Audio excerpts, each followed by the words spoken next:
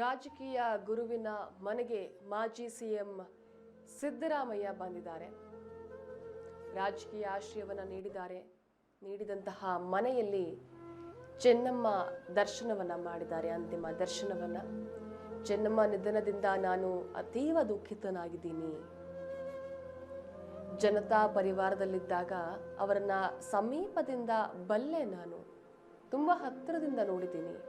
ಕಷ್ಟ ನೋವುಗಳಿಗೆ ಕುಗ್ಗದೆ ಧೈರ್ಯದಿಂದ ಎಲ್ಲವನ್ನೂ ಎದುರಿಸ್ತಾ ಇದ್ದಂತಹ ಗಟ್ಟಿಗಿತ್ತಿ ಆಕೆ.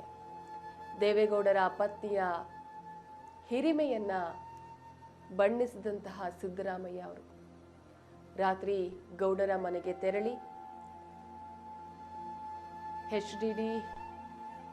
HDK ಅವರಿಗೆ ಸಮಾಧಾನವನ್ನ ಹೇಳಿದ್ರು. ಮಕ್ಕಳಂತೆ ಹೇಳ್ತಾ ಇದ್ದ HD ರೇವಣ್ಣ ಅವರ ಕಣ್ಣೀರು ಒರೆಸಿದ್ರು. ದೀರ್ಘಕಾಲದ ಬಳಿಕ ಗೌಡರ ಕುಟುಂಬವನ್ನ ಭೇಟಿಯಾದ್ರು.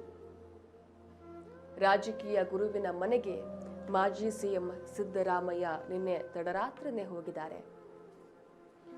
ನನಗೆ ರಾಜಕೀಯದಲ್ಲಿ ಆಶ್ರಯವನ್ನ ನೀಡಿದಂತಹ ಮನೆಯದು ಅಂತ ಹೇಳಿದ್ದಾರೆ.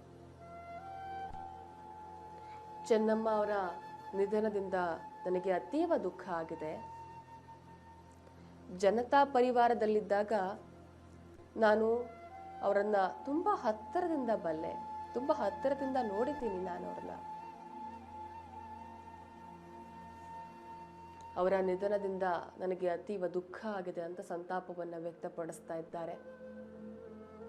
ಕಷ್ಟ ನೋವುಗಳಿಗೆ ಕುಗ್ಗದೆ ಎಲ್ಲವನ್ನು ಕೂಡ ಧೈರ್ಯದಿಂದ ಎದುರಿಸ್ತಾ ಇದ್ದಂತಹ ಗಟ್ಟಿಗಿತ್ತಿ ಆಕೆ ಅಂತ ದೇವೇಗೌಡರ ಪತ್ನಿ ಚೆನ್ನಮ್ಮ ಅವರ ಹಿರಿಮೆಯನ್ನ ವ್ಯಕ್ತಪಡಿಸ್ತಾ ಇದ್ದಾರೆ. ಮಕ್ಕಳಂತೆ ಅಳ್ತಾ ಇದ್ರು HD ರೇವಣ್ಣ. ಅವ್ರನ್ನ ತಪ್ಕೊಂಡು ಸಮಾಧಾನ ಮಾಡ್ತಾರೆ ಸಿದ್ದರಾಮಯ್ಯ ಅವರು. ದೀರ್ಘಕಾಲದ ಬಳಿಕ ಗೌಡರ ಕುಟುಂಬಕ್ಕೂ ಕೂಡ ಸಾಂತ್ವನ ಹೇಳಿದ್ರು.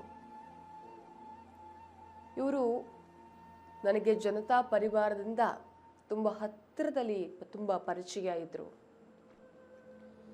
ಇವರನ್ನ ನಾನು ಹತ್ತಿರದಿಂದ ನೋಡಿದ್ದೀನಿ. ಎಲ್ಲ ಕಷ್ಟಗಳಿಗೆ ಯಾರದೇ ಕಷ್ಟ ಇರಲಿ ಅವರು ಸಮಾಧಾನ ಹೇಳಿದ್ರು ಅಂತ ಅಂದ್ರೆ 100 ಆನೆ ಬಲ ಬಂದ ಹಾಗೆ. HDKಗೆ ಸಿದ್ದು ಸಾಂತ್ವನ ಅನ್ನು ಕೂಡ ಹೇಳಿದ್ರು. ನಮ್ಮ HD ರೇವಣ್ಣ ಅವರು ಮಕ್ಕಳಂತೆ ಅಳ್ತಾ ಇದ್ರು.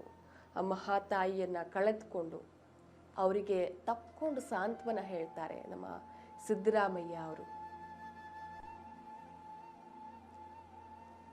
ನೀವು ಗಮನಿಸ್ತಾ ಇರಬಹುದು ನಮ್ಮ ಸಂಪೂರ್ಣ ನ್ಯೂಸ್ನ ದೃಶ್ಯಾವಳಿಗಳಲ್ಲಿ ನಮ್ಮ ಸಿದ್ದರಾಮಯ್ಯ ಅವರು